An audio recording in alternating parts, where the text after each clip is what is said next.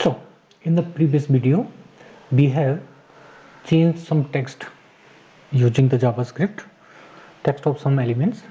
Okay, so in this video we will do some click response and we will try to change text of an element using that.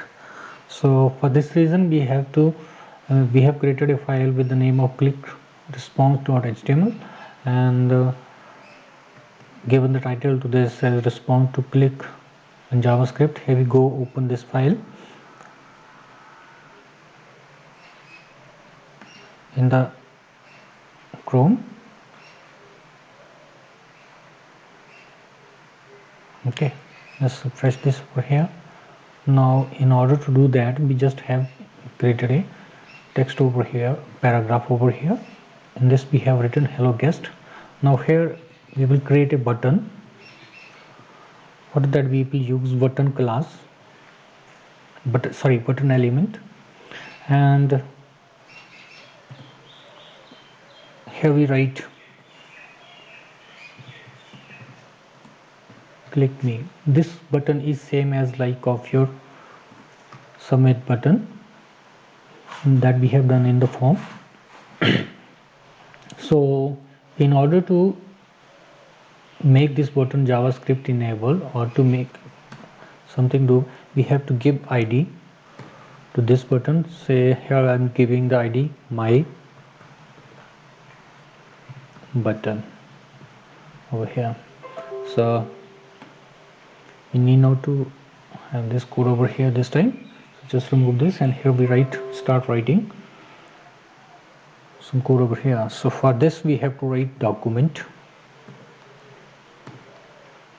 dot get element by ID, and within the parenthesis we have to give the ID. Here in this case now we wanted to write a event for button that we wanted to click on the button. So here we have to give the ID of the button. So ID of the button is my button in our case, and here in this case we need now to write inner HTML. Here in this case we just wanted to click, so here we have to use on click.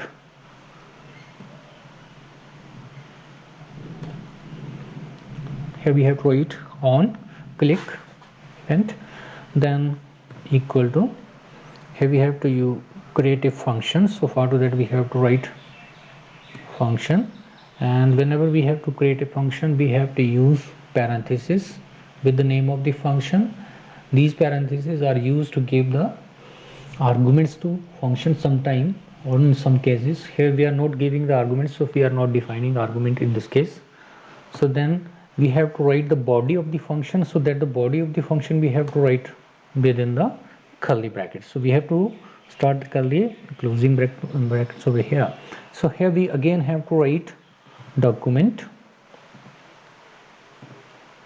dot get element by ID. Now this time we wanted to change the text written within the paragraph element.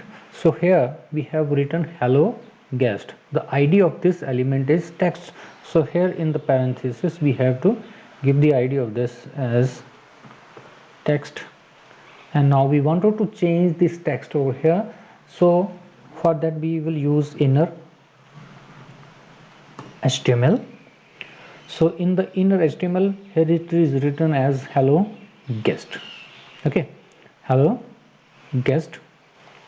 So here we have to write equal to, then here we have to write the text that we wanted to change over here. So here we say hello.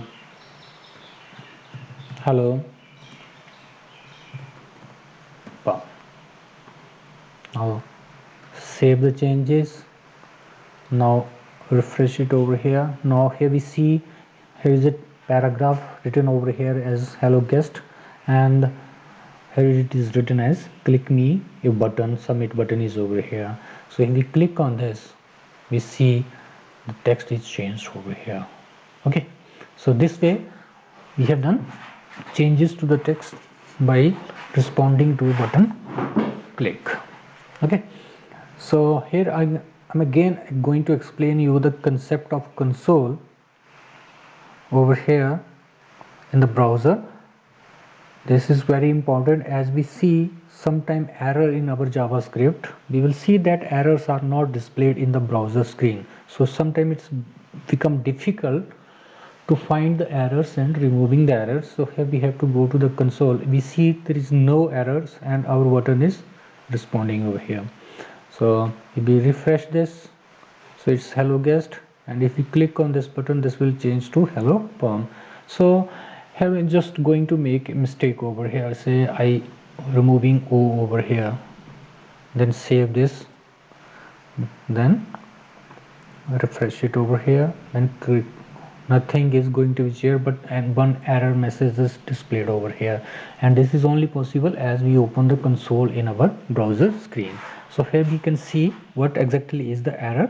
So uncaught reference error document is not defined. Here it means to say that it's showing that, so we can find that is what is exact error in our page over here. So here we just go to correct this error. We type document, save this and refresh this. Now here we go, and it's working over there.